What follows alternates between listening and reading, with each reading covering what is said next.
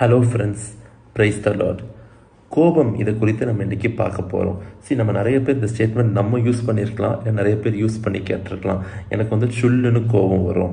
இதெல்லாம் நம்ம நிறைய டைம் நிறைய பேர் யூஸ் பண்ணி கேட்டிருக்கோம். கோபம் என்பது கரெக்டா அப்படின்னு பார்த்தோம் அப்படின்னா, கொலோசியர் 3:8 சொல்லுது, கர்த்தர் நிறைய காரியங்கள் விட சொன்னதில் அவர் சொன்ன முதல் காரியம் கோபம்.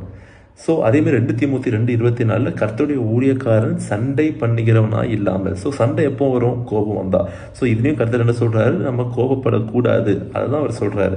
அப்படி ஏன்னா இன்னைக்கு இருக்க வேர்ல்டு எப்படி நார்மலைஸ் ஆயிடுச்சு அப்படின்னா, சினிமாலையும் மற்ற காரியங்களையும் கோபப்பட்டா நம்ம ஒரு ஹீரோயிக் ஆக்டா பார்க்கப்படுது. ஆனா உண்மை வேதத்தின்படி என்னன்னா, கோபம் கொண்டா நம்ம நிறைய ஆசீர்வாதங்களை இழந்துருவோம்.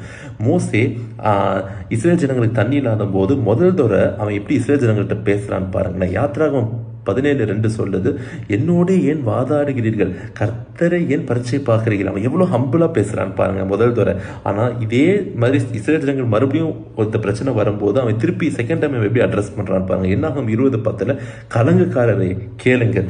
அவன் இப்படி கோபத்துல அட்ரஸ் பண்ணிட்டு தான் என்ன பண்ணிடுவான், கர்த்தர் பேச சொல்லுவாரு, அந்த மலையை அவன் அடிச்சிருவான். அவன் அதை நிமித்தமா 12ஆம் வசனத்துல ஒரு மிகப்பெரிய ஆசீர்வாதத்தை இழந்து போயிடுவான். அதான் எபேசியர் 4:26 சொல்லுது, நீங்க கோபம் கொண்டாலும் பாவம் செய்யாதிருங்கள், சூரியன் அஸ்தமிப்பதற்கு முன்பதாக உங்கள் எரிச்சல் தனியே கடவுது. கர்த்தர்கிட்ட ஜெபிக்கணும், இந்த கோபத்தை என்னை விட்டு எடுத்துருங்க. God bless you.